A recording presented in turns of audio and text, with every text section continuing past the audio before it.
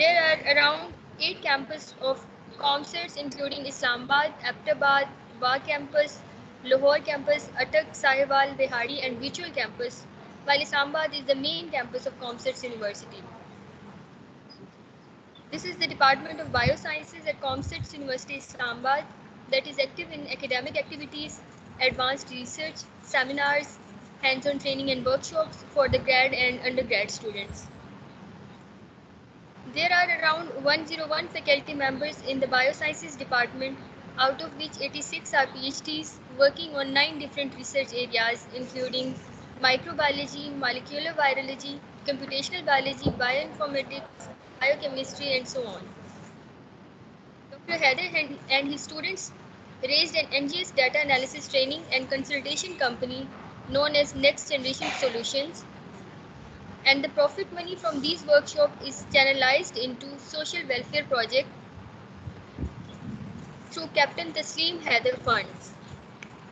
Major community service projects includes free medical camps, sugar distribution drives, financial assistance to the needy students, helping rural health and development, and educating underprivileged children.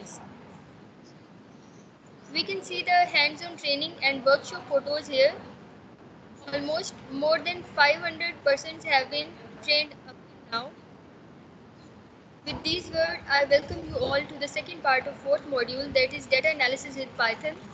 I would like to invite Dr. Wasim Haider to start this session. Over to you, Dr. Wasim. Thank you, Kurutalan. Where to start? So we already covered Excel, and then from Excel we moved to Jamovi, and from Jamovi to R, and now we are moving from R to Python. As the name indicates, Python is Python, right? What Python does? Anyone? What is Python? The animal I'm talking about. I'm not talking about the language.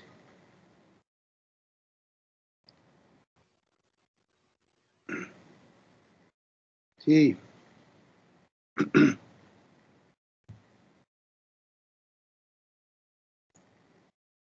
Python, animal, what it does?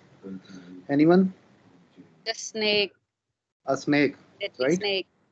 And what it does? Eats the others? Small snakes, right? Probably the Moses, alayhi salam, in Quran it says like Allah asked him to throw away a stick and then it started eating, but probably it became a python or anaconda or something like a big snake, right?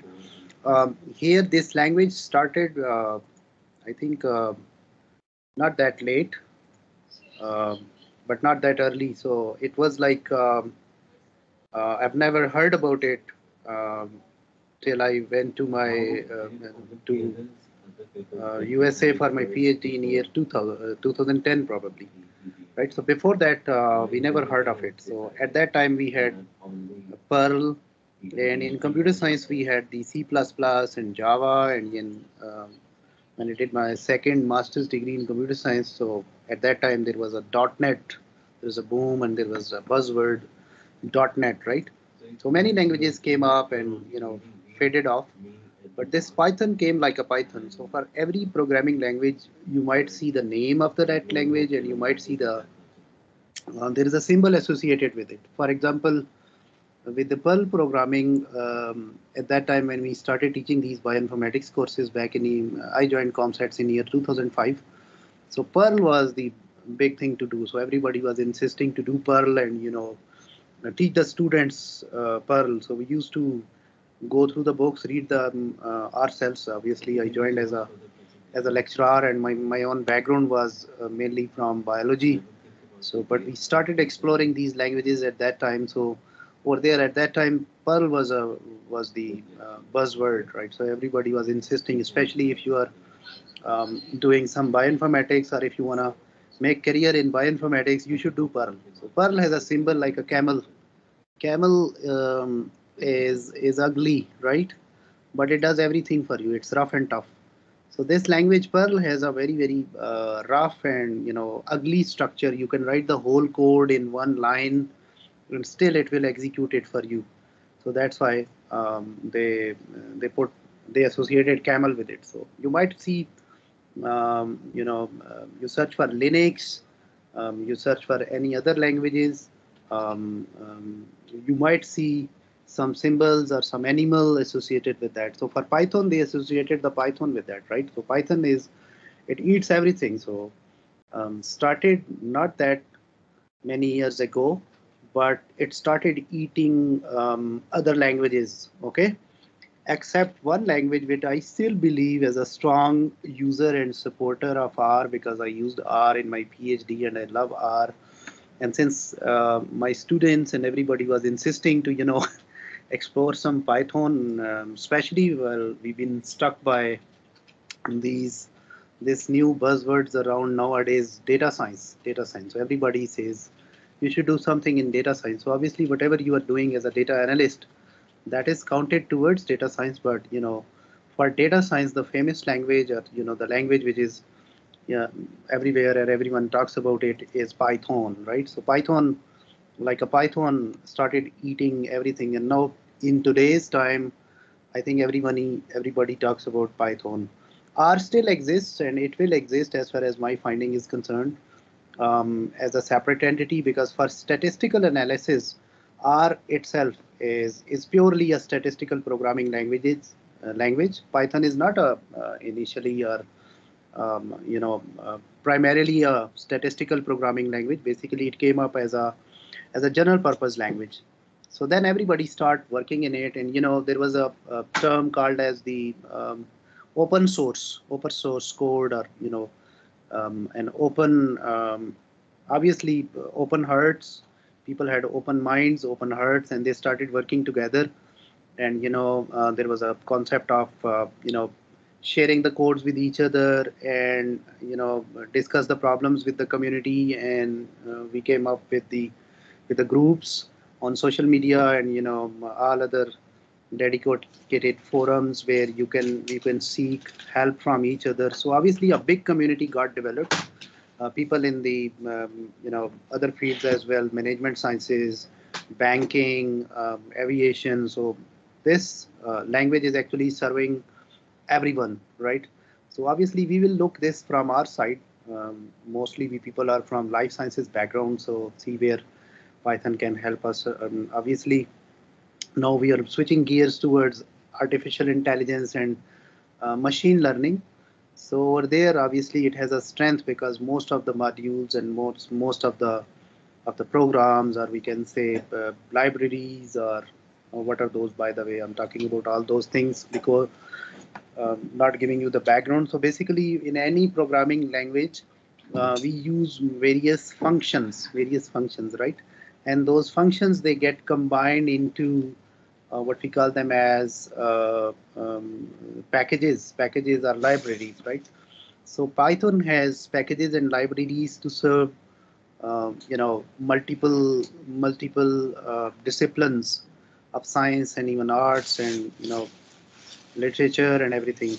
So mostly in our life sciences, we are working with it.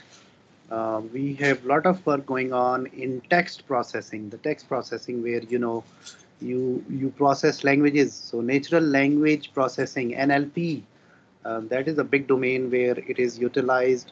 It is utilized in data science, in AI, and machine learning. Obviously, the stochastic processes, like for example, the stock exchanges, the banking, where you need to give the predictions, right? Over there, it is used a lot, right? So let's go ahead and get started without any further ado. So I have this, what Noman suggested me. By the way, today's whole class, the code is very well written and presented, prepared by Noman. So I gave him full credit. So initially, I was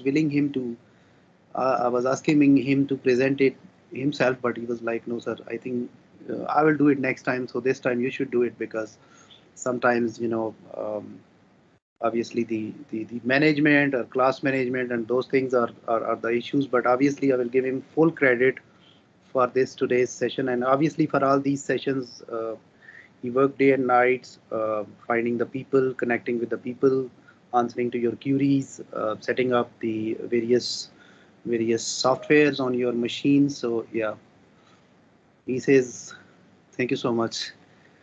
Okay, very humble and hardworking guy, mashallah.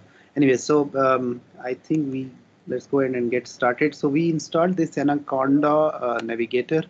I think that's what everybody did it. So when I open it, it looks to me something like this. So within that, I have multiple things, like there is one thing called as there is an R Studio link within it. I can use that. Rest of the things, most of them I don't know, but there is Jupyter Lab, and but there is this what we call it as Jupyter Notebook. It's actually the facility Sir, where can you share the yes, please. Oh, I'm sorry. sir screen share? I thought yeah. So here we are. I did that once. Don't you guys see that? Sir दोबारा हो गई थी वो turn off हो Acha, गई थी. maybe it just went off. Thanks for letting me know. Yeah, so let's go ahead and do it again. So here I do search in Mac. So I search for example, Anaconda. I write Anaconda Navigator, and something pops up to me like this. And here it says it has multiple facilities in it. There is, I don't know what most of them are here, but these two I know for sure. This is our studio, so worked with them with him a lot. And then we have this Jupyter notebook. So Jupyter notebook is where actually it's Jupyter, but people call it Jupyter. So here we go, and there is something like starts at command line, but it gives us it opens up in browser. So our default browser is Google Chrome, so it opens with Google Chrome. But then when it opens, it gives me this view. So the logo here, Jupyter, and then we have quit and logout. Obviously, we are not doing that. If there is some programs running, so he can show us clusters. So obviously, if you are doing some parallel processing, you're running some big machines, obviously these things must be there. But right now, here we started, and it is showing us there is an icon here link to the root folder, and then there is a slash thing and what we have in down there. So right now we actually started from somewhere. There is some address, there is some location from where we are starting this program. So he says this Python program actually starts from the roots folder, and from where you can go to any of these folders. So like you can go to Dropbox, you can access the contents of your today's workshop. So I put it into a folder data science. So over there my codes are there and my files are there. By the way, I shared a book with you guys, so that's there on your MS Teams, so you can go through that, because in this session we just give you a trial or a taste of Python. But if you want to go further, that book is really good, so you can go with that. And then obviously I will share the codes for today's session, and we will share the input file with which we are playing since beginning of these trainings in this class. So anyways, so here I can press this thing as new, or I can upload if I already did some programming and I saved that document, so I can upload it here and it can run it. But I would go and press new, and he says wanna do Python 3, or if you wanna do R, or you wanna open some text file or folder or terminal. Python had different variants. So right now this facility, this Anaconda is again a big type of snake. So that is I don't know which one is bigger. Python is bigger or Anaconda is bigger? Probably Anaconda. So that has Python in it, and then it has R in it. So obviously, yeah. So I can just click on this. So now it opens up a facility where I can do my coding and my programming, right? So yeah. So let's wait for this thing to comes up, and give me a sec.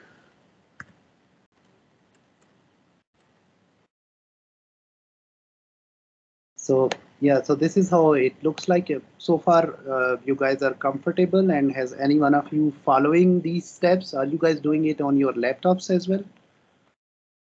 Anyone? Or on your computers?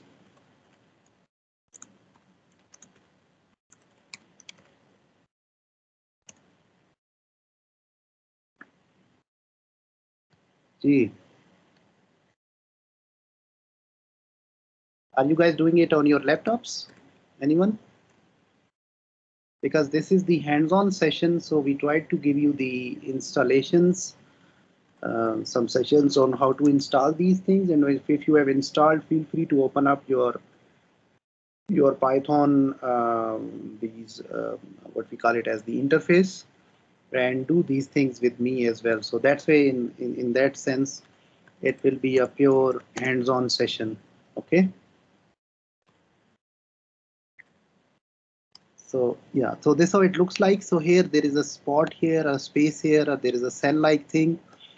You have the menus up here like file, and there is something called as plus. Plus will add this new cell.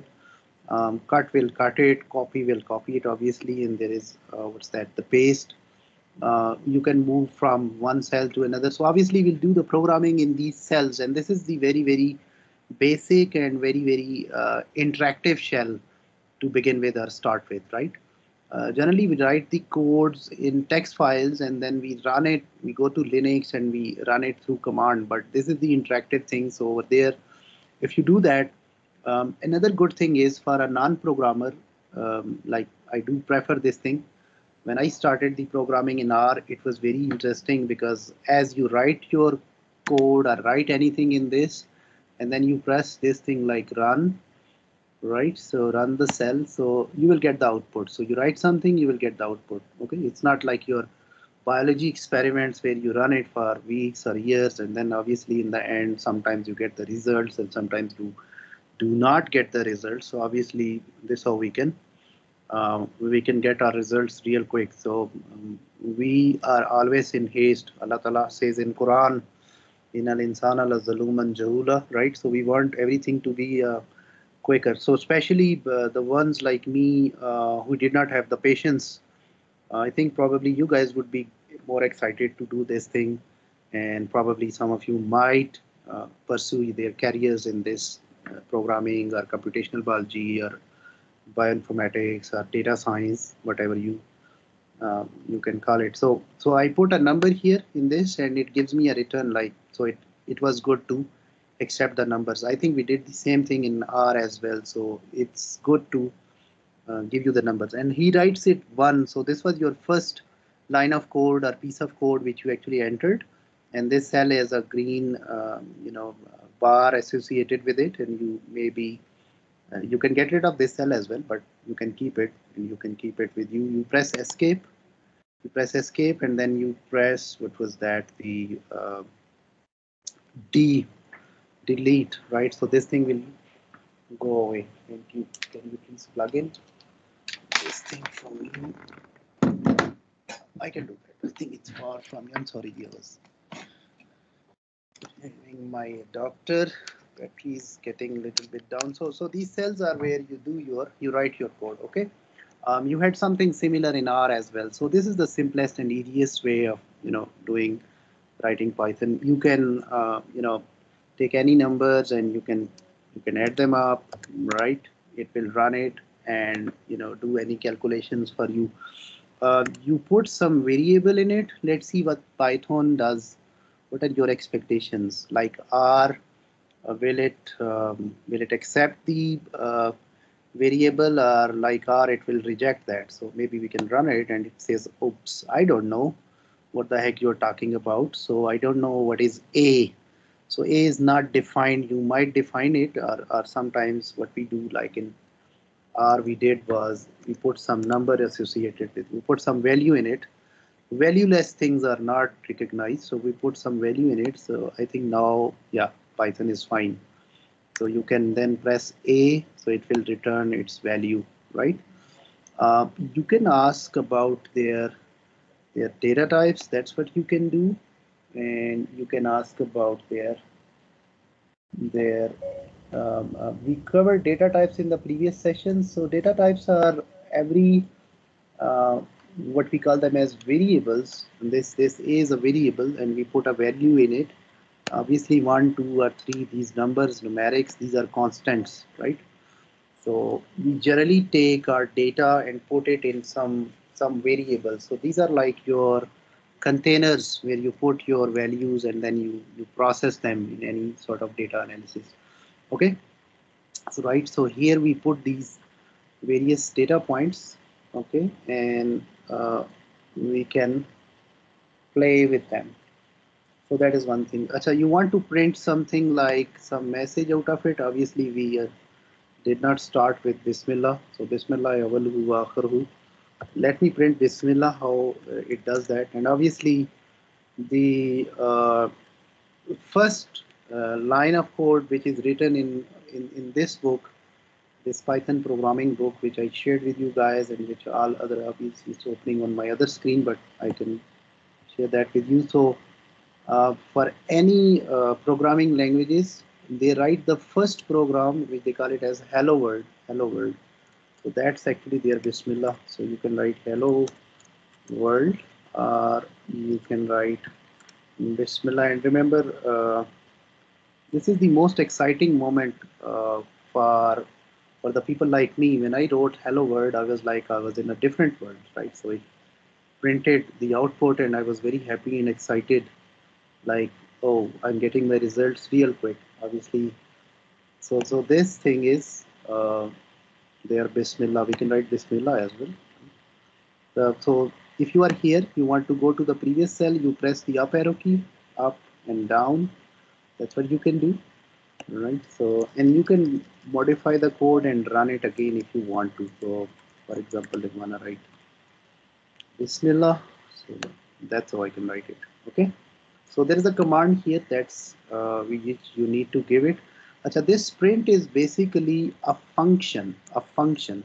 As I say, everything in the programming language is there in the shape of function. So function is a piece of code, a line of code. Okay, and there is a set of instructions that are running behind that. Okay, so he's saying like take whatever user writes here in these within these parentheses and within these quotes, and just put it here, just put it here. So that is, here you are following basically three steps.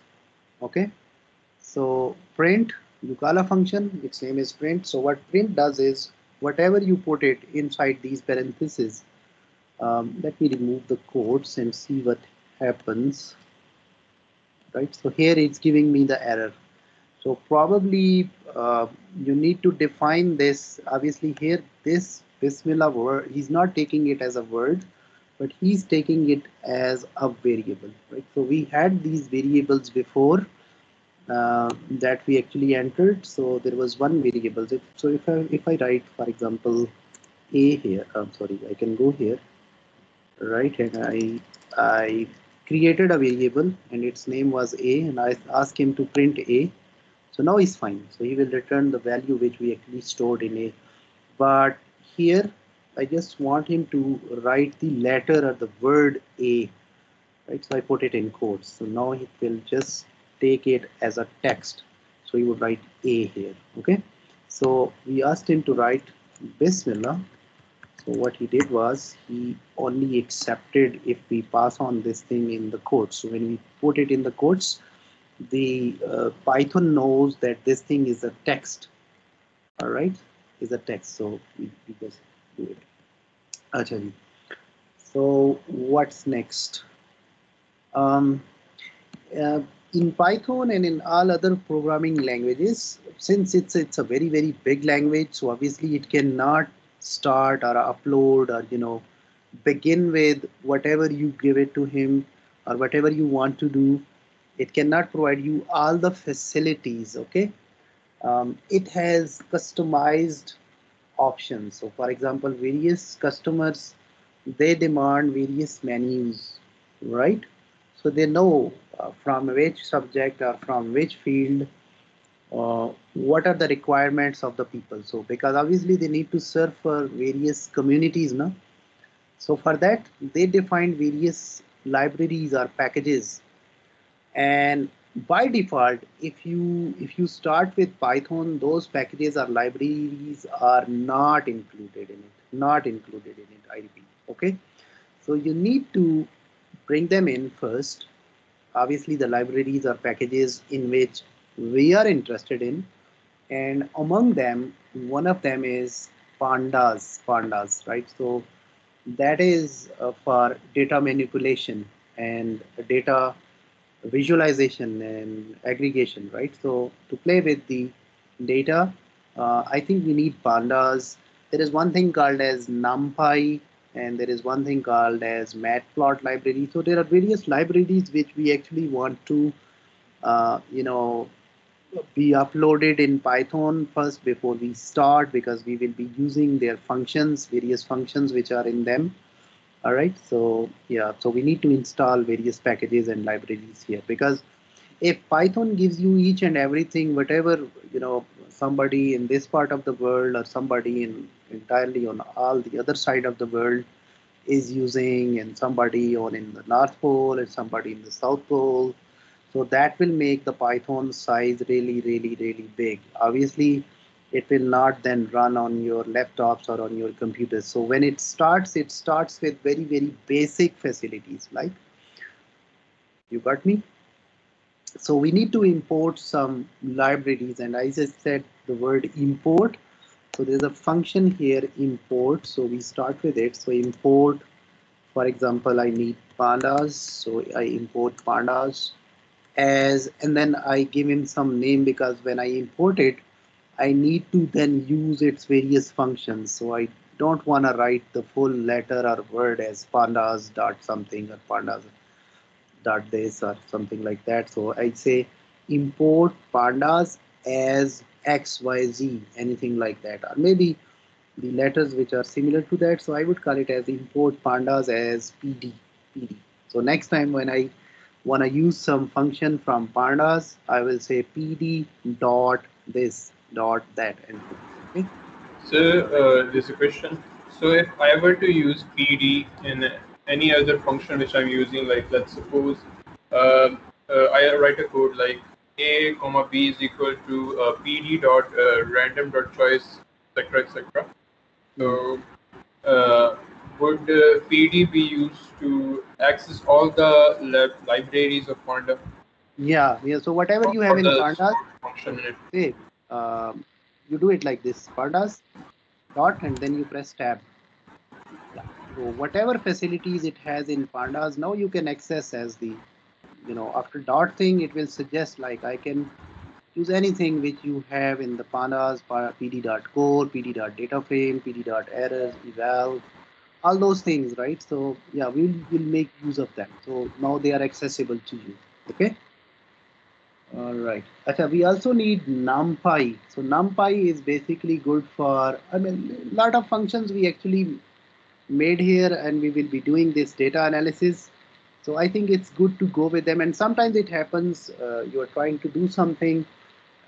Python would also suggest you, or maybe you go to the internet, I want to do box plots, how can I do that?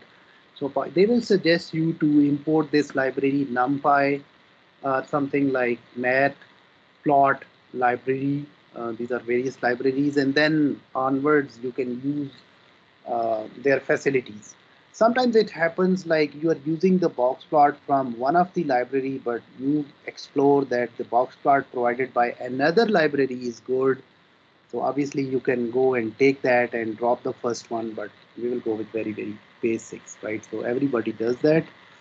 We also need NumPy. So see what facilities we have. There is another library called as NumPy. Okay. All right. NumPy as NP, and we run it like this, and we did not see any output here. So simply what they did was these commands, they incorporated all these libraries in the session. So now these libraries are loaded in the session. As I said, if you want Python to have everything installed or built in, so that will make its size so big that you probably need big computers to run them. Okay.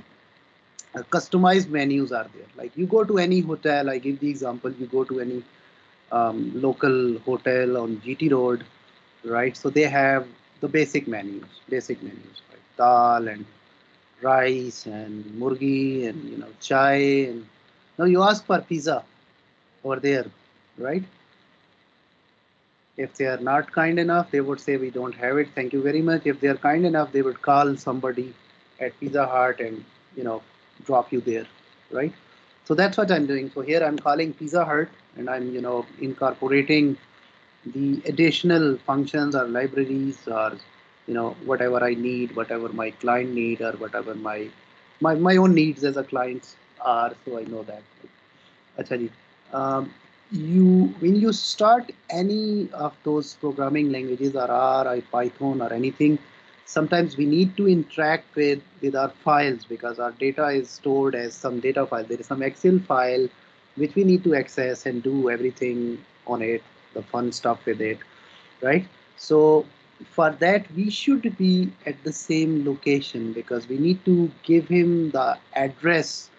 Okay, go there in Dropbox, and then I made a folder over there. I call it data science, and within data science, my input file is there. So that over there, whenever I need to process that file, I need to give him the address. But the good thing is, maybe you can set the directory, you can set the path. Okay, so right now, when I started, I know I was somewhere. I started from somewhere. You remember when we started? uh, we were here.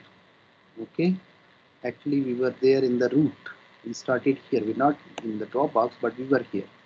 So our files are there in another folder within Dropbox. I have the folder data science, and within that I have this file class data.csv, which actually I wanted to access and do some fun stuff with that.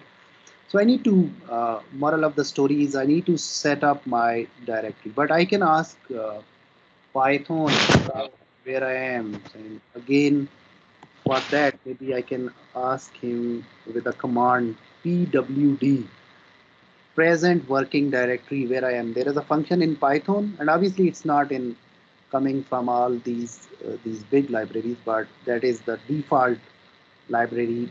In default, Python has this function. Even if you don't import these two, it will work. So you just run it.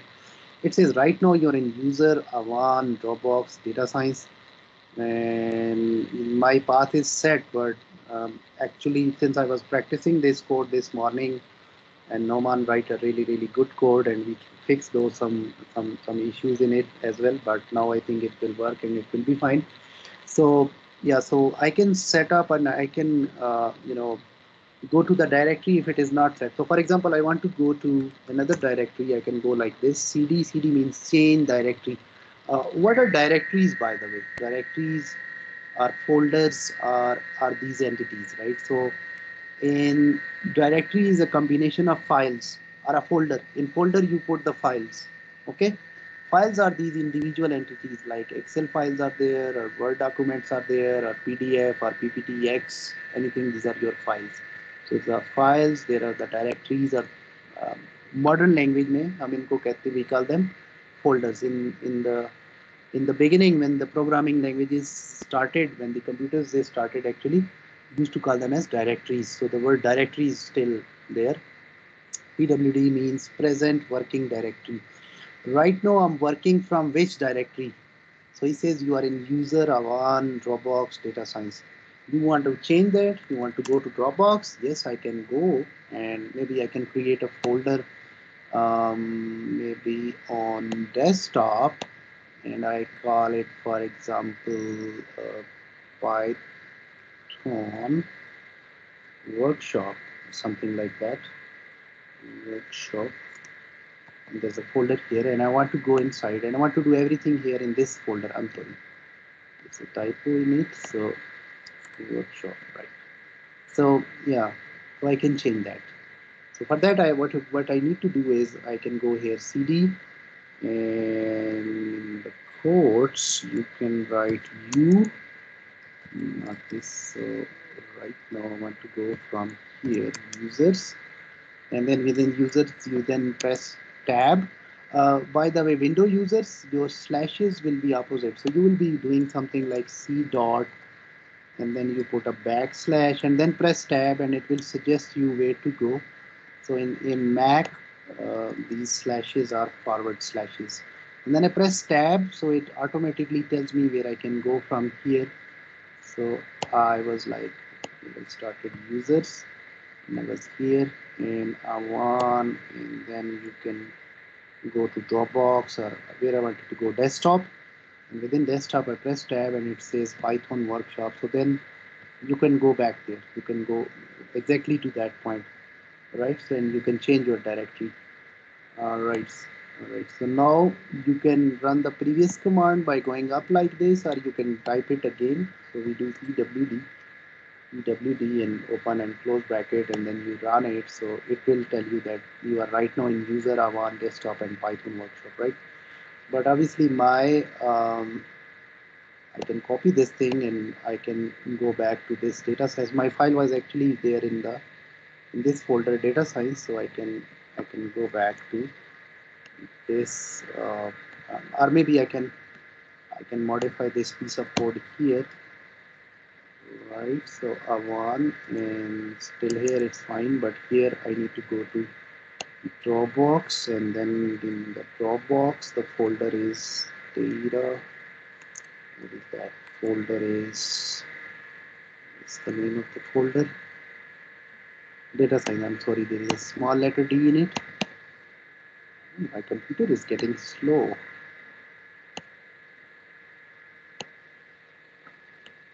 All right, guys, don't have Macs here. We don't have good experts to deal with them. We fixed this fan issue last week, but still it's there. So anyway, so right to my directory is set, my path is set, and I think I can straight away go to the file with which I wanna play. Here is my code. Let's see, is it? All right. Before we do that, there is another. There is a longer route to it. Noman did it like this, so he went in the code, which we obviously we will share this code with you. So he did with import OS another library OS operating system. You run it. I'm sorry, this system is getting probably get heated, and then when it get heated, it gets slow. And then he has this os.chdir. The command is os.chdir. You can see that in the notes, os.chdir. Here you can write the whole path, user and whatever are in the window users. You can do that, and then you can check whether you are at the right place or not with the command pwd, or he also wrote it os.getcwd. There is another command. Anyways, so now I want to read my data file in it. So for that, my and since I imported pandas, so in the pandas there is a function that's the read underscore csv in pandas. All right, so that is where what you do over here is I read the file in my Python session, right? So my data is in a file class data.csv, same data which we did before. And right now my directory is set. If it is not set, I can put, or I can give the full address to this data, right? So what you do is I create a variable, I call it as class and data, class data, and I'm sorry, my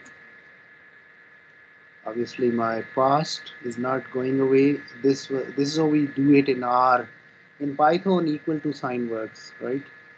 So there is a function in pandas that is read.csv, and for that I can write it pd because I imported pandas as pd.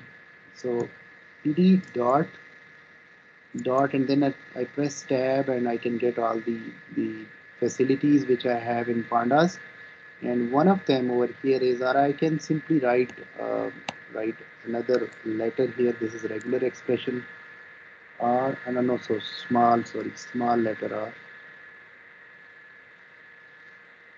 This gentleman is getting really slow. That's a 9. So R, and within that there is read underscore CSV. So I just click this. Maybe I can just copy paste from the code to save the time, or maybe I can type it real quick by myself. But this is how you do that. And then within the quotes, you can give him the file name, right? So you go and you put the quotes, and I press tab, and obviously it automatically gives me the suggestions. So here is it, class data.csv. All right, so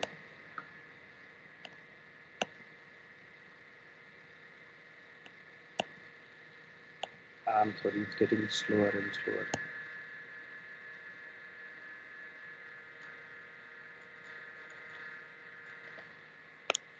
Hear the voice.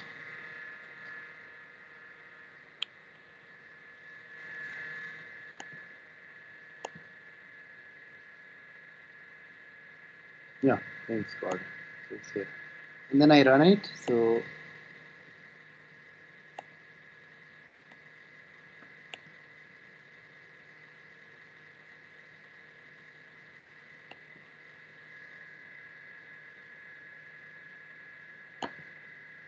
Numan, can I use your laptop? जी sir. Pull it up on your laptop and bring Okay. it up here. This gentleman is giving Okay, sir. some trouble.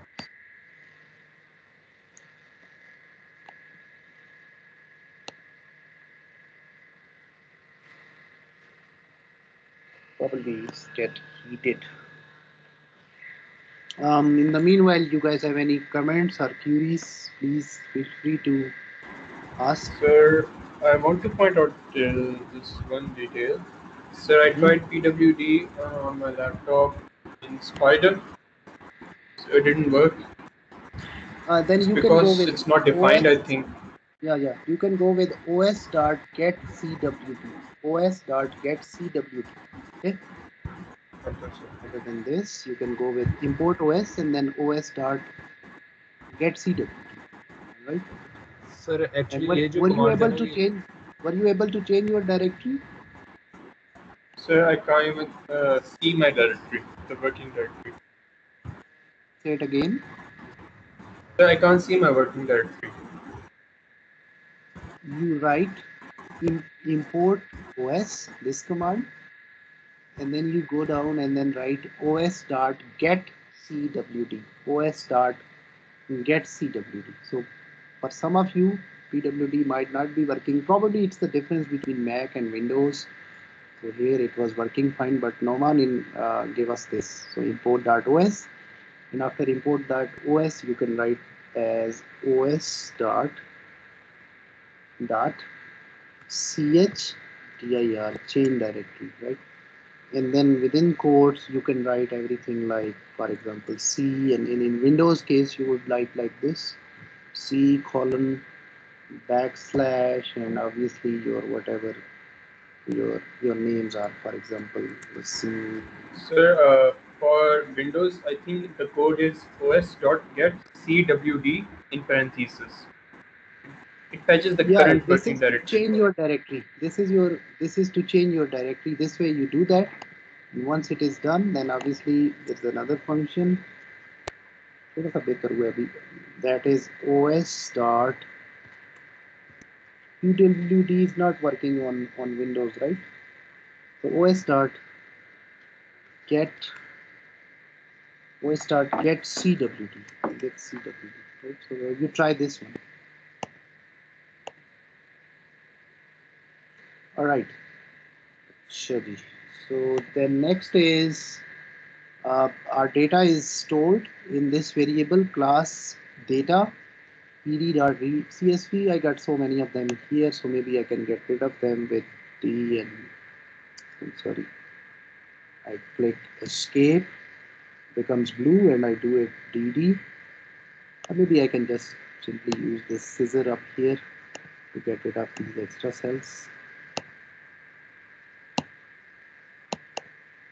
Anyways,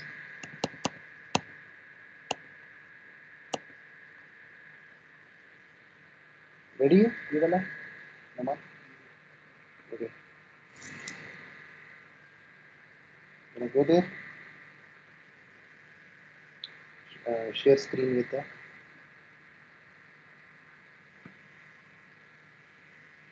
Now I'll be having another issues of confusing with the keys. So here the keys are slightly different in Mac. Most of them are similar, but yeah. Anyway, so we run it, and here we have actually. So now we read this file, and maybe you can print this. You try to see what you have created. Sometimes those files are really big, so you cannot see them all together. Let's try to put the whole thing here. It was stored in a variable class data, and just run it and see what we get.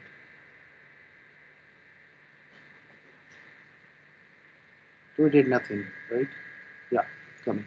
So here is this whole file, whole big file, but sometimes the files are even bigger than that. So probably we want to see the top few lines of this file. So top few lines के लिए, like we had in R, we had the command head over file name. Our file name is class data. So here it's slightly different. So it's class data dot head. Okay, class data dot head. I'm sorry, head, and this is a function here. Function here. Better. So you just run it. So we can see. So top four lines, you can see that. Okay. You want to see some bottom few lines. So obviously, whenever there is a head, there is a tail. So either you can write the whole function, or you just change this. You go up and just change this here. You can write head dot, sorry, class data dot tail, right? You change that, Roman. Right. So tail will give you the bottom few lines. Bottom few lines. ठीक हो गया? आगे चलते हैं. See till this gentleman completely knocks out. Actually, we want to see, we created a variable class data and we stored our data in it, right? So based upon the data we have in this file, um, Python will give him some data type. Okay. By the way, the data here is in 2 dimensions. So you have rows and columns. And in R, we explored if you have numbers. This 2-dimensional data is stored in R as matrices. If you have numbers in it. But if you have numbers as well as text data like brown, red, blonde, these are the names. So if you have a combination of numbers and textual data, characters here, the character data we call them as the characters. The text numeric if you have the numbers, text if you have the words. Okay, and obviously these words are coming up with some alphabetical characters, letters. So sometimes the data type is character as well. But let's see how this Python deals with it. So we want to know about the type of this variable or class of this variable that stores our data. The variable name was class data. Class data. Okay. I think ls works here, so we can write ls will give us the list of those variables which so far we have created. We have created here. So yeah. So he says no, it's not working. What is similar to ls in R here? No man. The function simple ls. Oh, sir, sorry. So yes, I was putting those functions, but that is the issue is while you are working with the multiple programming languages. So just ls, and I put this. Yeah. So that is the list of no, that is the list of the files which you have in your folder in which I'm working. So I'm working in a folder that was this data science, and that has the list of the files, the hidden files, and the in the folder. So ls works for that. I'm talking about the something that can give me what objects so far I have created. Just explore that. So anyways, let's get back to it. So we have type. The command is type of this variable. We created a variable, na, class data, and we stored our file in it. So we want to know what is the class of this type of this variable, right? So Python will tell us. So the function is type of this class data. No, sorry. That's the R's way, but it worked. Uh, I think the good way to do that is class data dot type. Right? So here it tells us that this is pandas dot core dot frame dot data frame. So basically this is the data type. So this data is actually stored as a data frame. Data frame is an object or is a variable type that has both the numbers as well as the words or text in it, the names in it, right? So we had some variables that were nominal, we had some variables that were continuous, so everything stored in it. So that's why this this object, where Python stored this whole data set, and we call it as class data. Its data type is data frame. Data frame. Okay.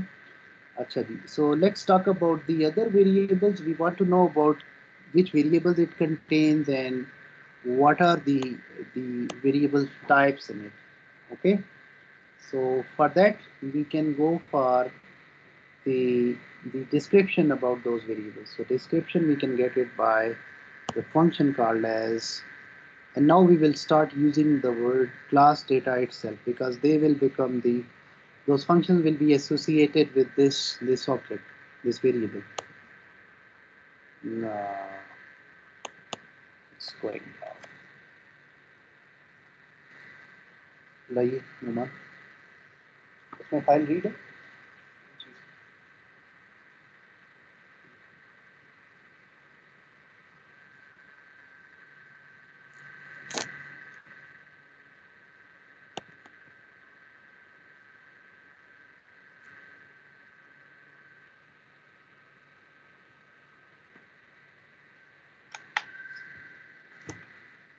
So here we are. क्या है इसका mic चल रहा है, speaker नहीं चल रहे.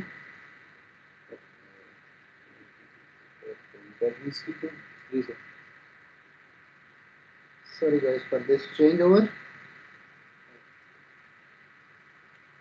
I can hear myself.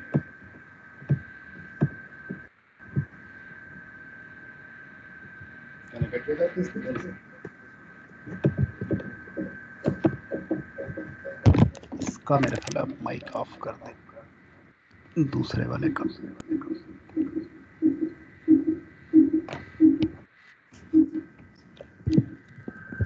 Okay, so type over class data. Again echo हो रही है.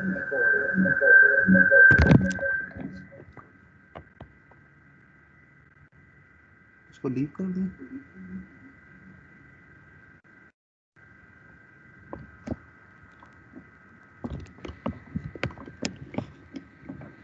अभी करें.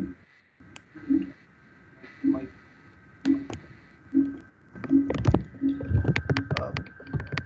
You guys hear me?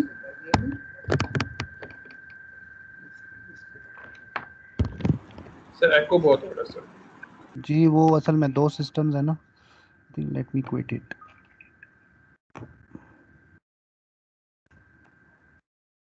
Okay. All right. So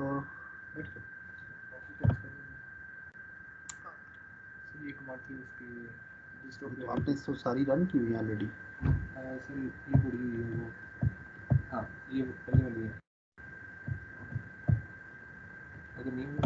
Yeah, I got to go with fresh. All right, so here we are. So file is already in. Yes, sir. Is it read? File name was class data. Just run it. Apologies for that. So it's not defined. इसमें वो PWD चल रहा है, ये Windows है.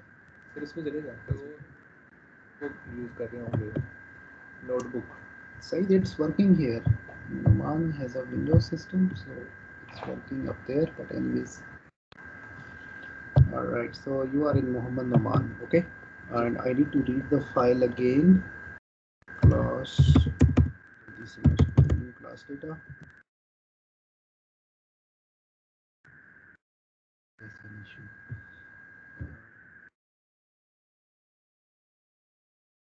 Import it again.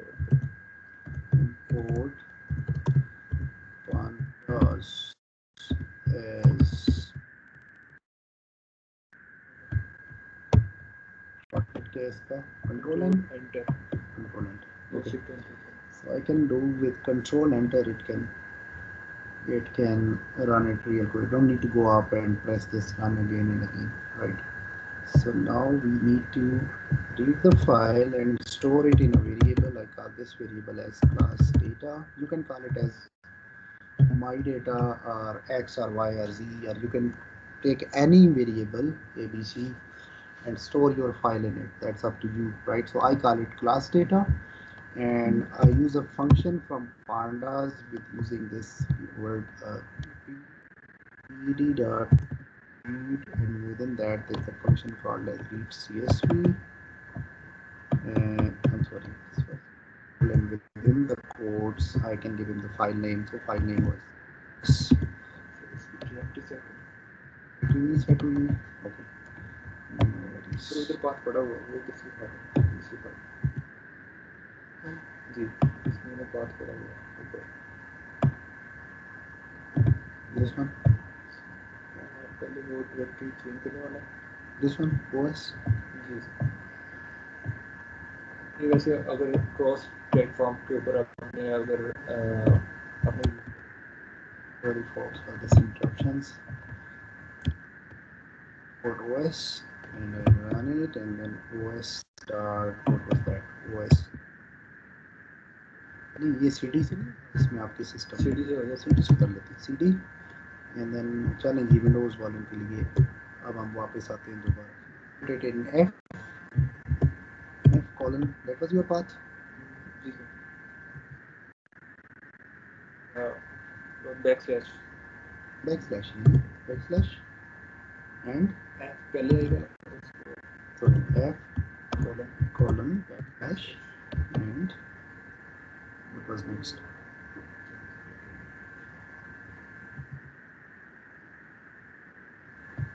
Can we do that from here? जी sir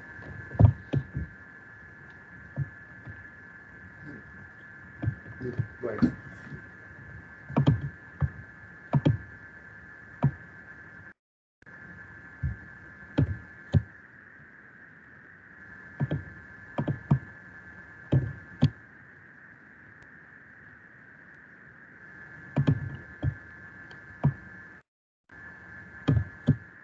Type that noise.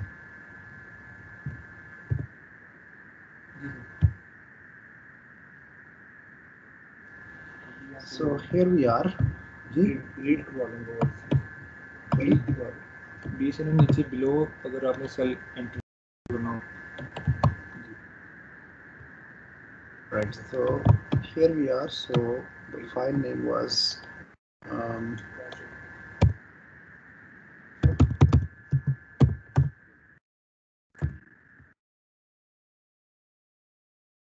CSV, and now our path is set, so I can automatically for the file name.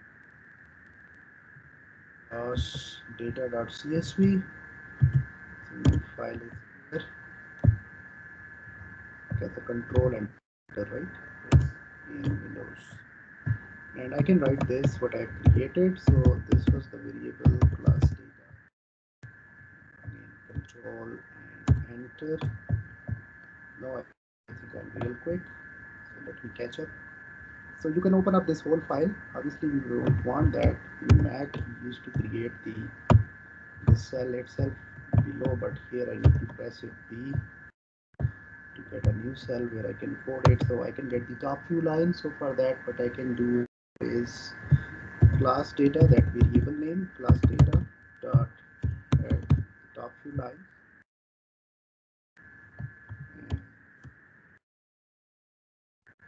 So we get the top few lines, and again I do it.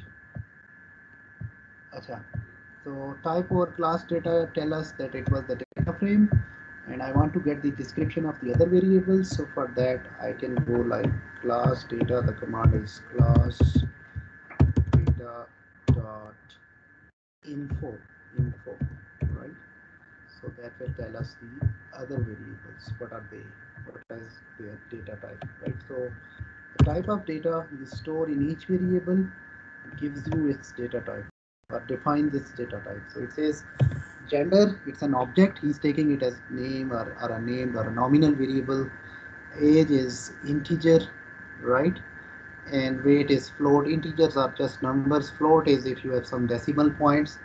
But rest of them are all objects. Hair color, eye color, broken bone, dominant hand, and these are different data types which are actually there for each of those variables, right? So our data is actually stored in the variables. All right. You want to get the total dimensions of your file. So for that, you can ask for the file size. That is the total rows and columns. They will be multiplied now. So you can get the total number of rows and columns. That you can get it with the function called as size. So you can get it with class data dot size. So that will tell you the size of this thing. Control enter. So 513, that's the total size. So how many rows here and how many columns here? This 513 is actually a combination of both. So you want to know what are the actual dimensions of this file, dimensions of this file, right? So how many columns and how many rows are contained in our data set? There are two commands which we can do that. One is class data dot shape, right? That's what you can do. Control enter. So 57 and 9. What is 57 here? 57 rows and 9 columns in it. So in our total data, we must ensure if our data is entered correctly or not. So we know in Excel that we have 57 columns, 57 rows and 9 columns, right? So that's what you can do. You want to get the columns only. So for that, again, I think I just copy this thing, this everything before this start. Do Control C, and here I can do Control V, and then next what I can do is I can ask him about columns. So it will return me how many columns I have it. So Control enter. So he tells me what those columns are, how many columns are there: gender, age, height, weight, hair color, eye color, broken bone, dominant hand, and smoking status, whether they smoke or they don't smoke. So these were our variables basically. All right. So some of these column headings or these titles or column labels actually, they have those trailing spaces. There is a gap in it. So actually, while we apply some functions, sometimes Python does not like that. So we should not have these spaces in our names, in our column names basically. So what we can do is we can create those columns without this thing. So there is one command called as uh, is class data dot columns. Do class data, you will get access to whatever you can do with that. So you press the tab, so it will bring the list of various facilities which you can do, and one of them is, now we were interested to get something from its columns. So we press C and O and then press tab. So it gives me, you can do class data dot columns, you can do class data dot combine, right? So class data dot columns dot str dot r strip. So that will remove this trailing space, leading space before the title, trailing after the title. So we have the space in some of them. We want to get rid of this. So obviously with this function you can do that. You can do that, but really need that? Do we really use it? That depends. Sometimes if you are calling some function down there, it might mess up. So probably you can then store it in some variable. So I can call it as class data. I create a variable. Basically, I'm using the same class data variable and I'm overwriting those columns. Within that, it has some columns, right? So I'm removing this trailing space from all these columns with this function, and then I put it into class data dot columns.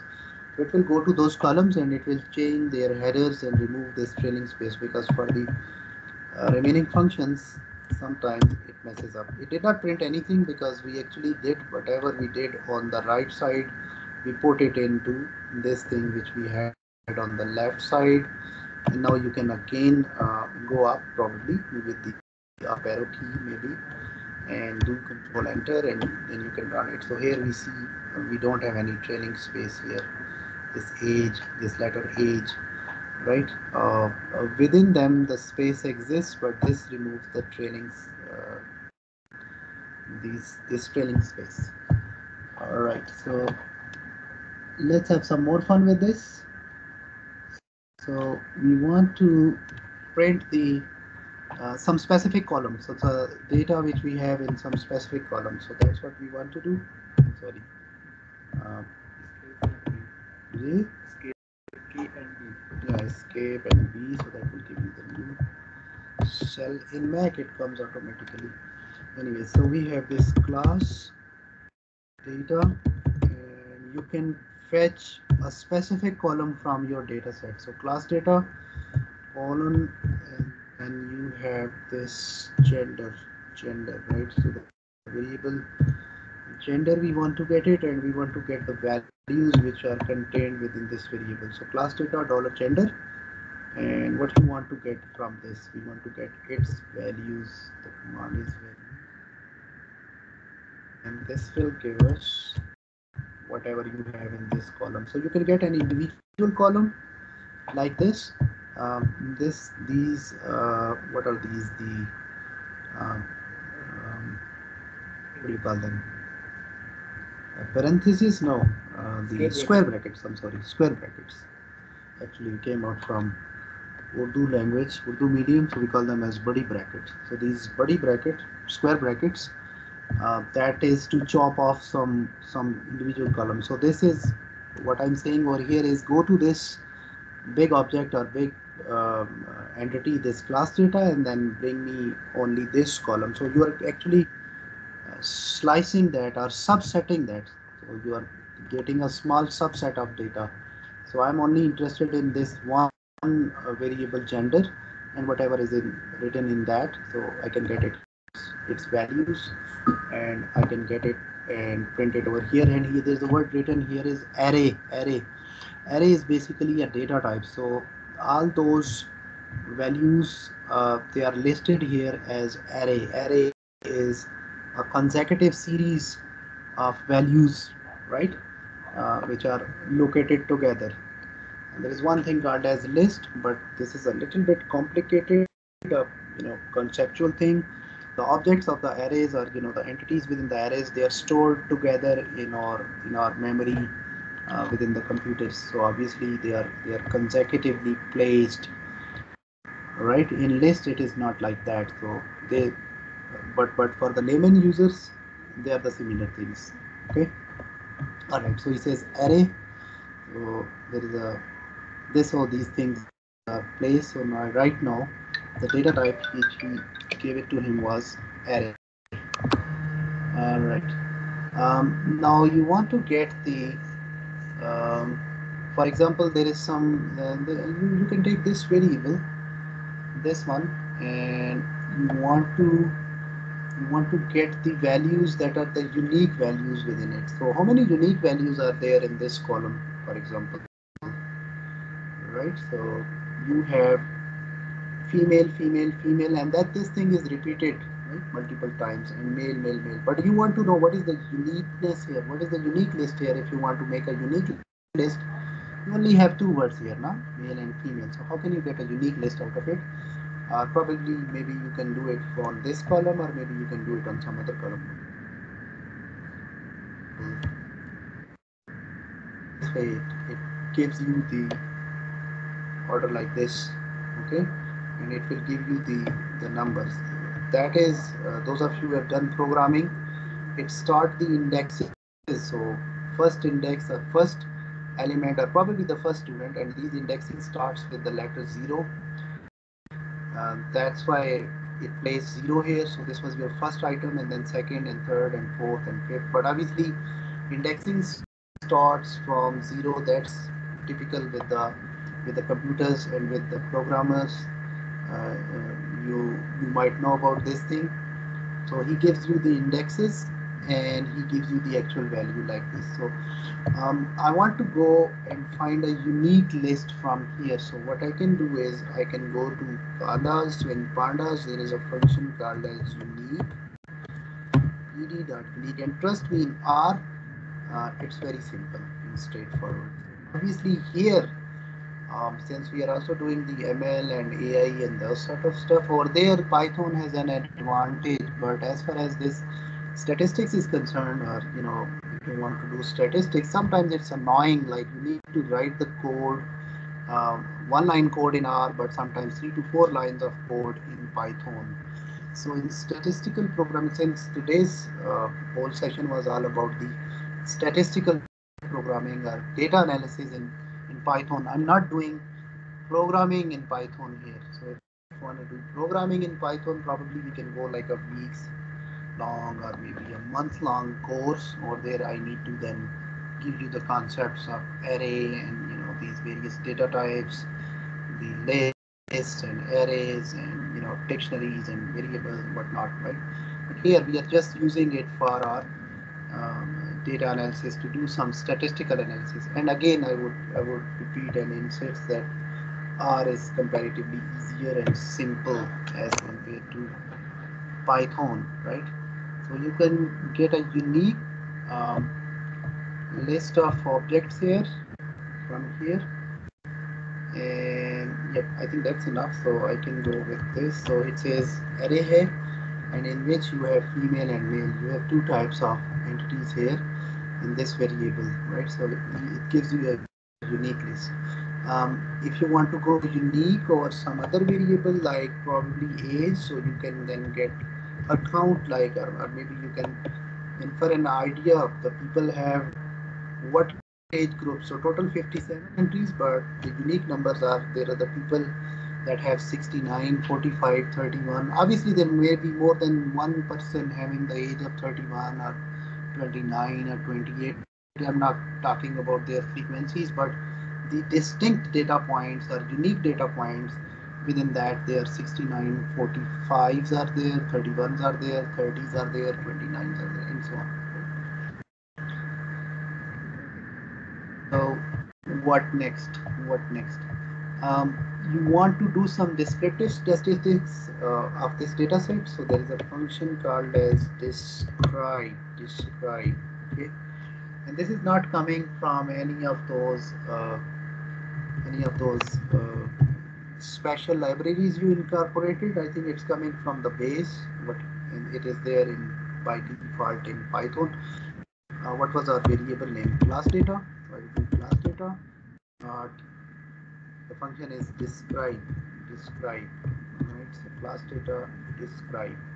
And then you go here and then you run it with control enter. So this way, here and then that it will describe the ones that are numerical, like age, height, and weight. And we did that in Jamovi and in Python.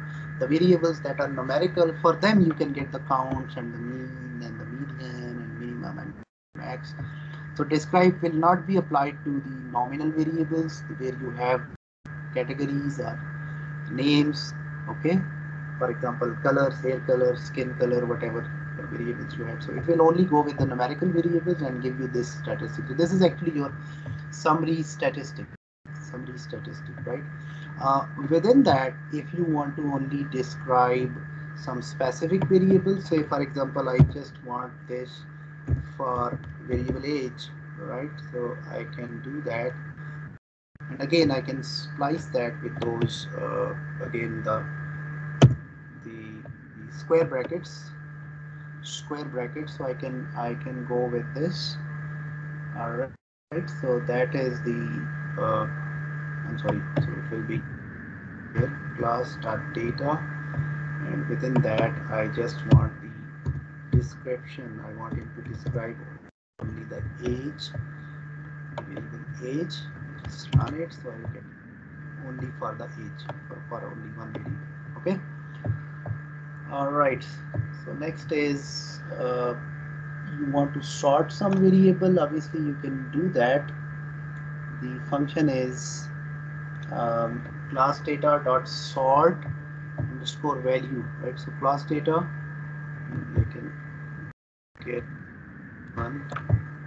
So you can sort it class data dot sort and sort by value. Actually, you want to sort it by value. So the function is sort by index or sort by values. So we sort by values, right? Sort by values, and then the variable by which you want to sort it. So you say by, and then you put the variable name here.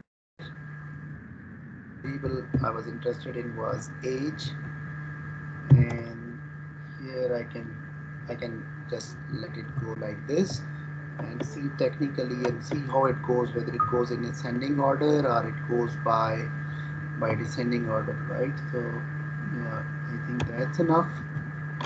So it went by ascending or descending. So we went by age. So small age 17, 17, 17, 18, 18, 18. So by default, it's going by small numbers first. So it is ascending or descending order.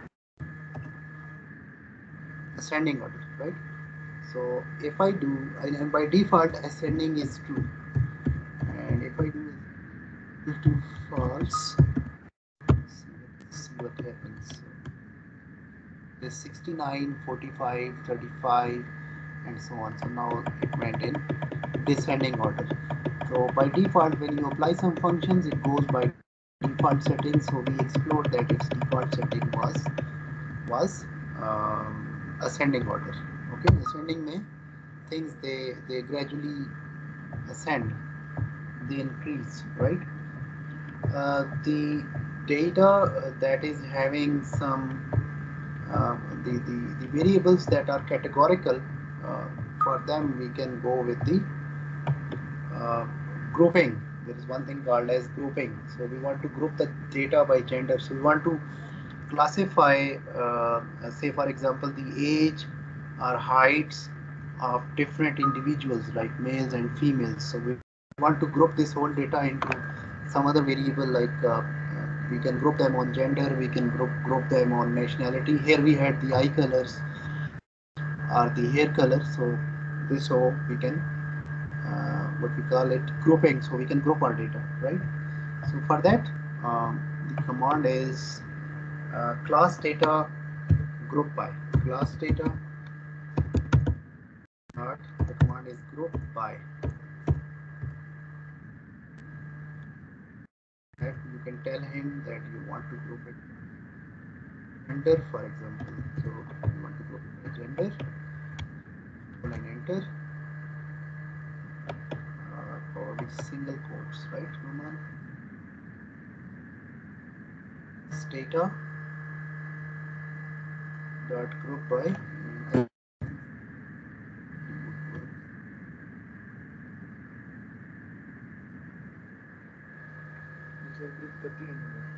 Oh, group हो गया अपना right, right. data. I'm sorry. I wanted to print that actually. So probably I print some variable first. Yeah. Maybe I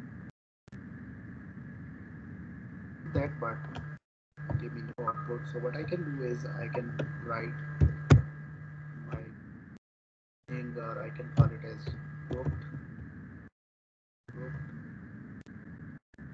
or gender wise group data. And now I can call this thing. I can put it in the same cell, and when I run it, I hope it will.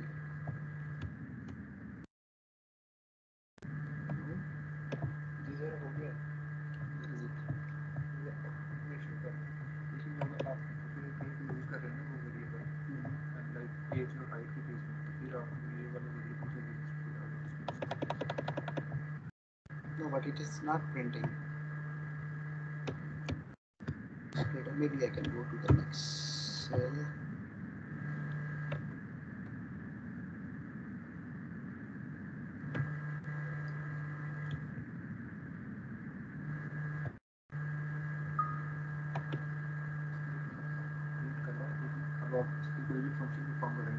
Group हो गया हमारा data. Okay. अब उसको आगे use करने के लिए हम देखना चाह रहे हैं ग्रुप इस पे एज पे वेरिएबल पे या हाइट पे वेरिएबल पे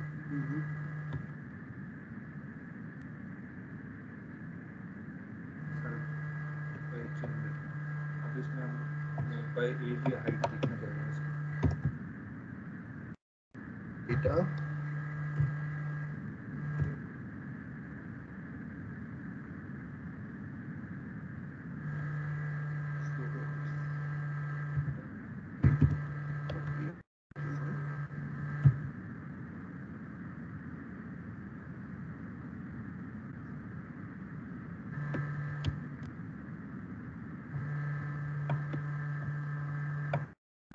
so it's not defined data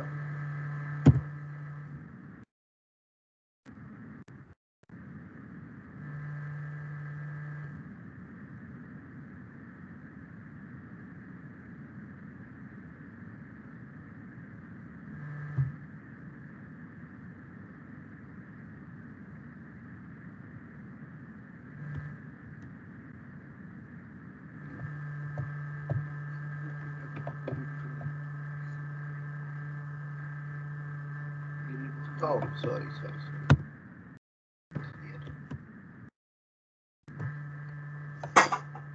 So we take this and we distribute it in gender wise. So this way you can get them.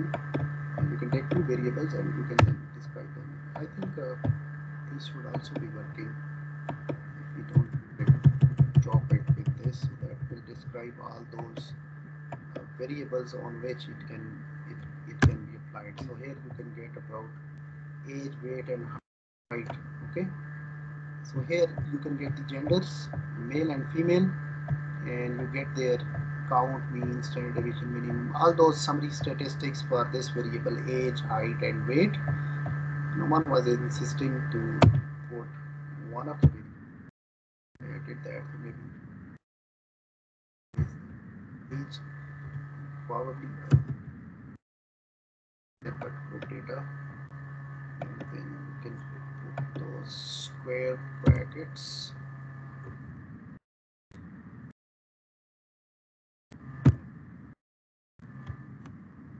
That's why you can go for age. And I think let's is running. So let's go for some graphics and plotting as well. All right. So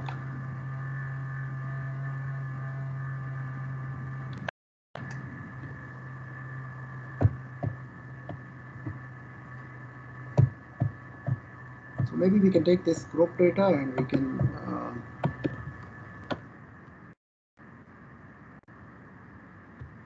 plot. So we split that on genders, both the genders. So maybe we can get the ages of males and females, and we can plot them in a shape of a box plot. So for that, what we do is grouped double D,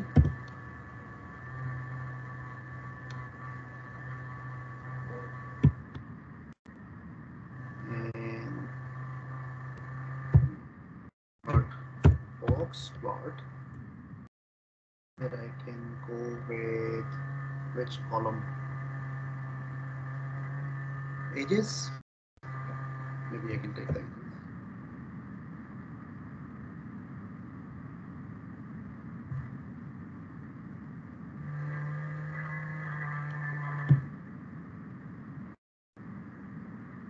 As well. So age and yeah.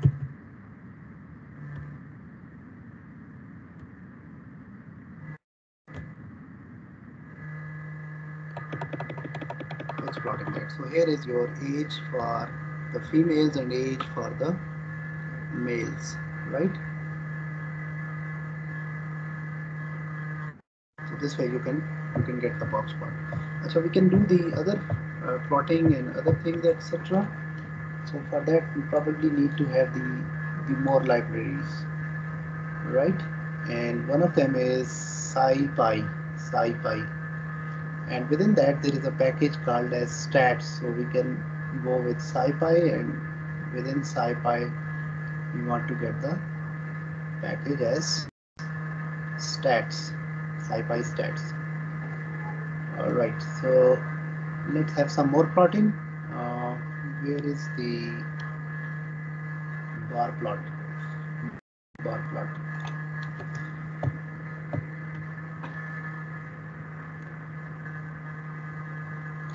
All right, so we want to do some more plotting.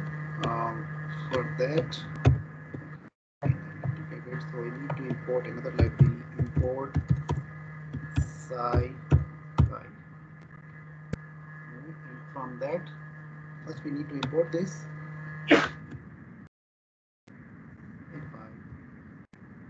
In this sci-fi, we actually need this a big library, so we need the package called as stats. So for that, first we get sci-fi, and from sci-fi,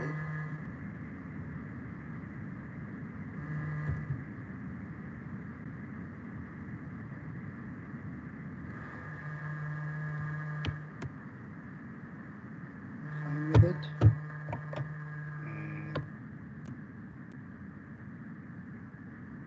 And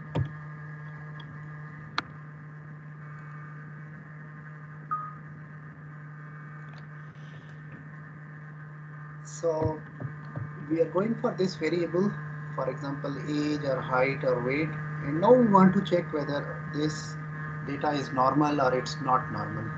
So in order to test for the normality, what test we can do? Anyone? For the normality test, yeah, there is a test So in, z in is your equal course. to raw minus mean divided by standard deviation. What is that? What was the test to perform or to infer whether the data is normal or it is not normal? Oh. So so didn't we use to calculate the z value? Yeah, that is, and there is a plot that combines both of them, and there was a statistical test which we used to perform for that. Okay, you think over it, and maybe let me Google do another a couple of other plots before we get back. The Q test? Yes, QQ was a plot, but the test was Shapiro-Wilk test. Shapiro-Wilk test. I'll get back to it. Maybe I think I should give you guys, because most of you are not familiar with this hypothesis testing. Some of you, especially those who are from outside. So let's have some more graphics. I think the time is running, so let me finish the graphics first, and so that they might get some some good thing out of it, right?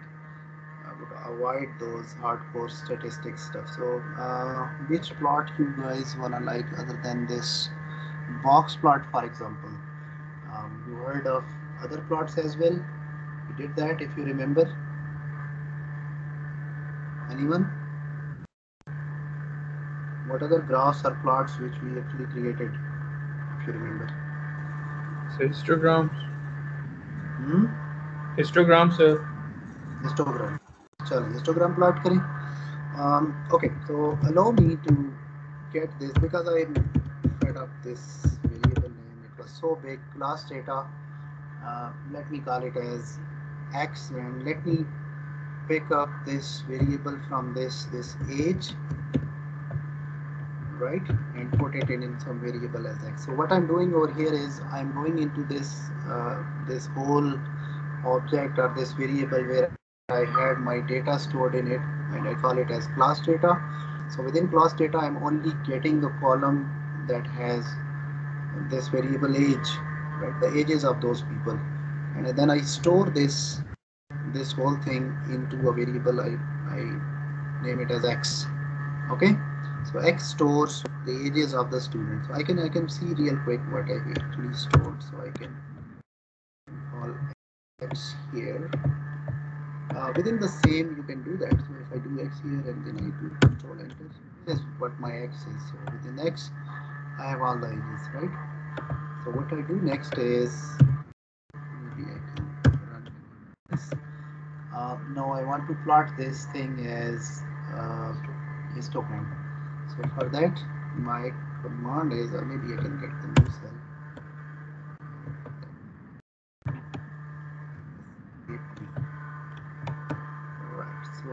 that, what I do is plt dot get this thing, this plot library, matplot library. Did I incorporate it? Because this is import matplot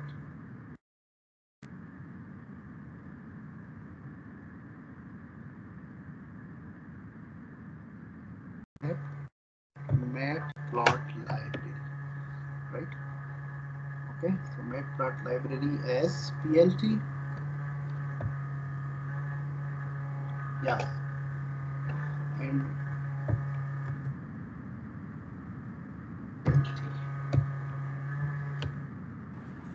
Sir, mat.library.pyplot नहीं है sir?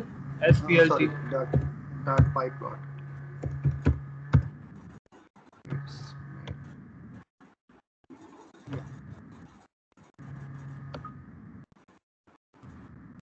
It's really simple in our writing, is not it?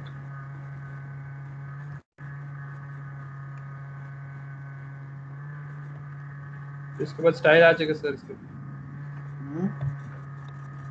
Okay, so we want to plot the histogram. So plt that hist histogram, right? And the variable was x, which we actually wanted to plot. How many bins you want to define? Just go with the default and see how many bins it will give us. What are bins, by the way?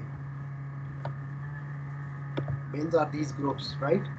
So 20, 30, 40, 50, 60. How many 20s are here? How many 30s are here? How many 15s are here? That is it. It gives us the bins. How many bins are here? 20, 30, 40, 50, 60, and 70. How many of them? 1, 2, 3, 4, 5, 6. So you can define your bins yourself as well, right? So you go to this function plt.hist and you can put the bin yourself. So I say let's have this plot in 10 bins, right? So now it will distribute them in 10 bins, this whole data set. All right.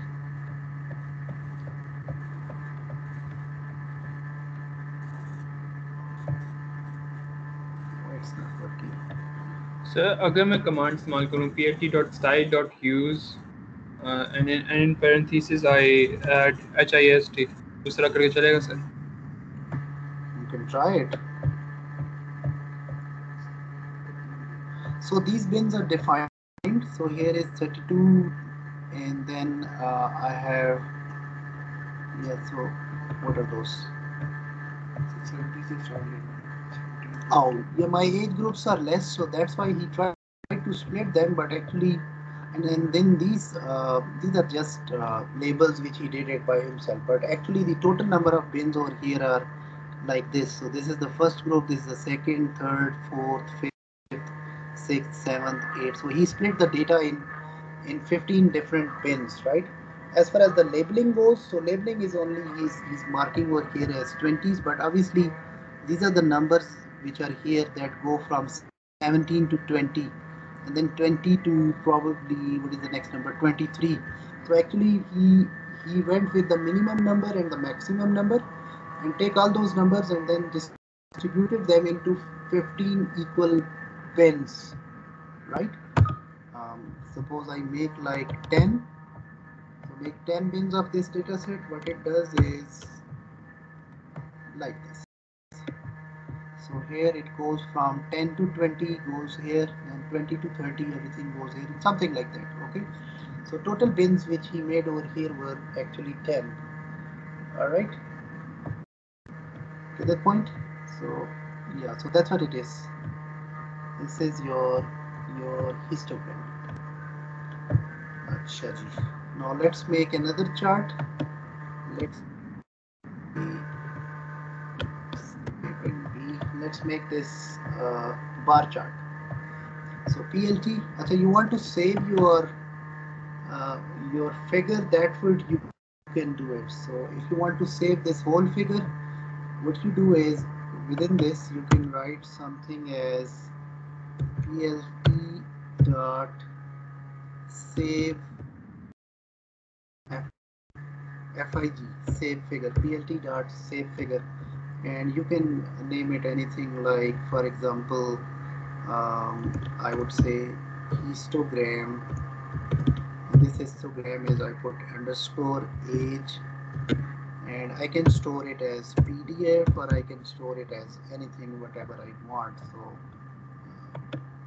SVG or PDF or PNG or whatever you want. So that you can do it. Alright, so here it printed, but obviously it saved it into the library from where he is operating, from the directory from where we are operating this. Which directory you are in? Can we go and open up that file over there? So we need to go to which one? Right here. Time ले रहा है okay ये भी slow हो गया अब बेईमान हो गया okay within that I need to go here we can end up on that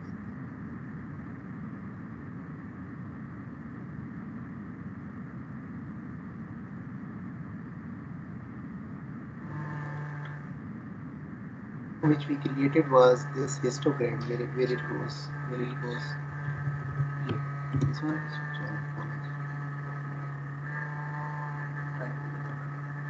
your system is also slow all right.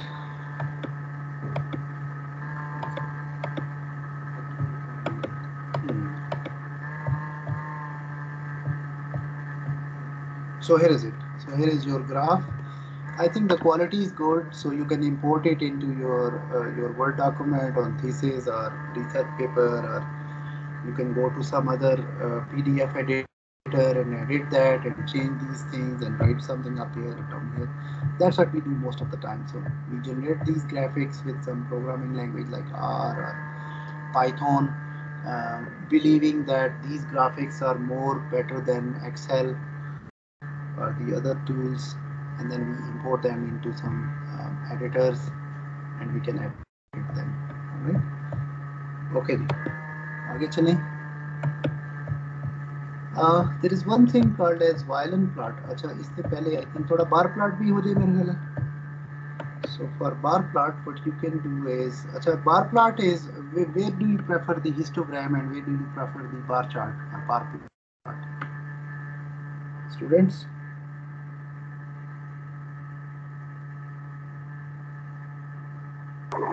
Yes, sir. where do you prefer the histogram and where do you prefer the bar chart?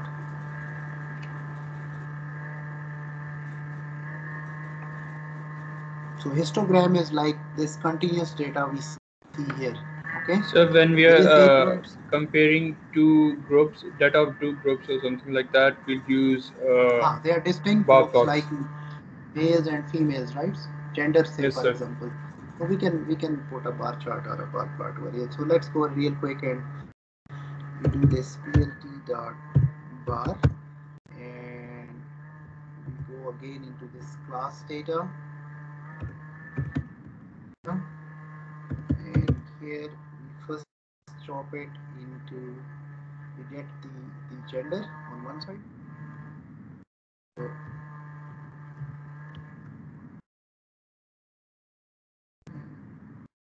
hit comma and we take this class data and we are interested in their, for example, ages or weight, for example. So we have the variable weight, their histogram. So yeah, gender, and that's what you can get it. Okay, you have a distinct females, so uh, their their weight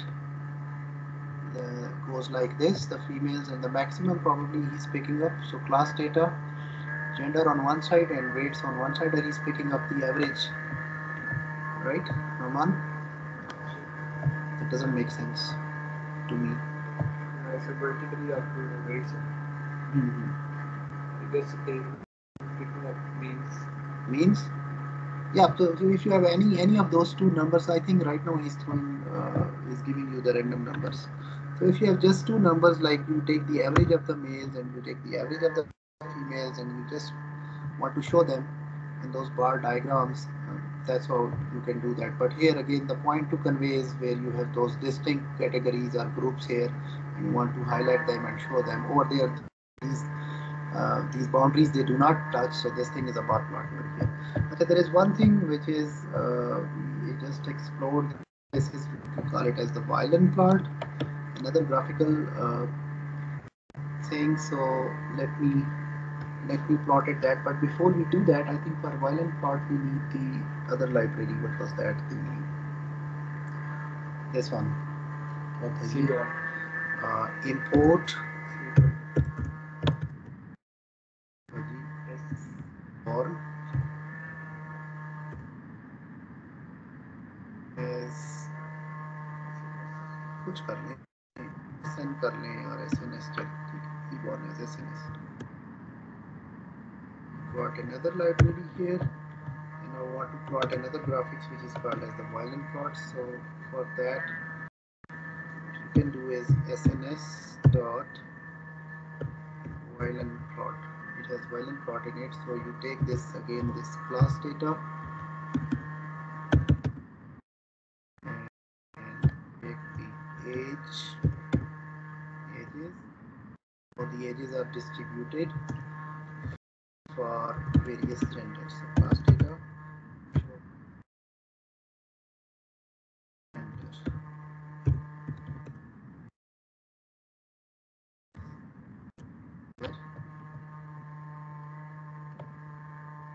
These are the violin parts.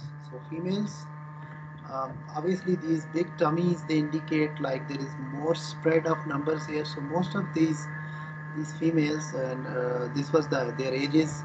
So in this age group 20, most of the population is here in this age group, and here again in the males is similar.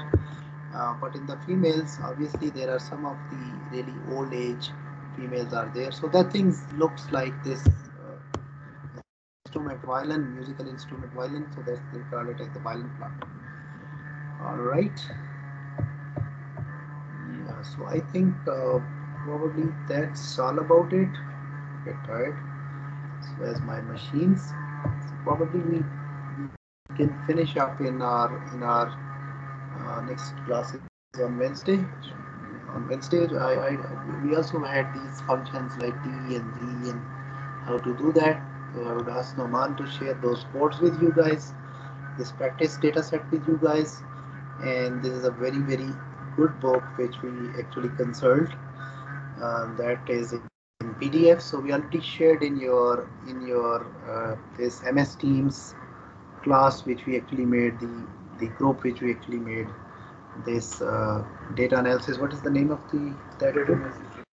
Data analysis training. So over there you can get that book. So maybe you can download and install this Anaconda, and you can start from here. So but obviously gradually when you go up, there is a learning curve that is associated with it. So you cannot get it overnight. Some people they claim like we can teach you Python in a week or 3 days or a 4 day. It was just a beginner, so we just gave you a trailer for that. So the hardest part over here is your when you write your first program, like this writing hello world on the screen. And once you do that, obviously you will be excited.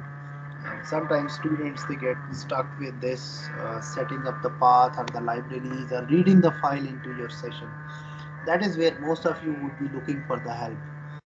So feel free to ask, we can help you do that. Once you do it on your laptops or on your computers, take a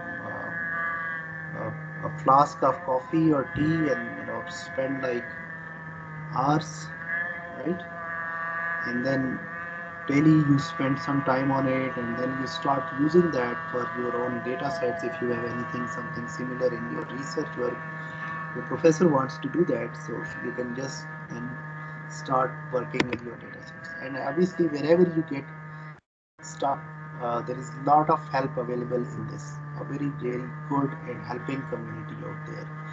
Even you write it, hey, I want to plot this thing, say this was my code, this how I entered, and this is the error I'm getting. Somebody out there will come to your help, or maybe you can get on Google that somebody has already asked this question or a similar question, and there was another finest gentleman or lady who came out for help, and you can again get help and guidance from that piece of code. So that's how these things are going. That's how we are learning, and we are getting through all this. We are all connected in different parts of the world, right? And we help each other. There's a large, a huge community out there to help you with this. Don't need to pay high for this, for some courses, short courses, or anything. The main thing which you get from these trainings or workshops is you know how to begin and from where to start, and that is where we are actually give you this thing. Okay, so those of you who write their first programs, initially they will have the issues or the problems, but gradually when once you start doing that, you will enjoy that and you will learn that. Thank you so much. That's all from my side. Over to Noman or Purutulan. And any questions, concerns, queries, feel free to ask. Stay connected on WhatsApp, or sorry, on Facebook or MS Teams, or and then probably in the next month we might be going with some dedicated sessions, like not one or two, but like a little bit longer than that. All right. Gee, especially our participants from outside ComSets, more than welcome to comment and give us your suggestions, likes, dislikes. We'll be thankful. Obviously, they will guide us for the future.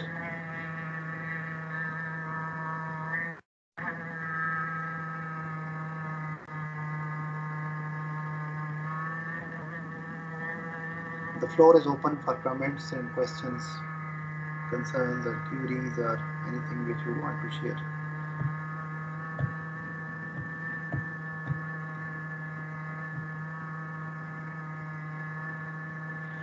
So, how many of you were doing the hands-on with us while we were here? They were doing it on your laptops or PCs.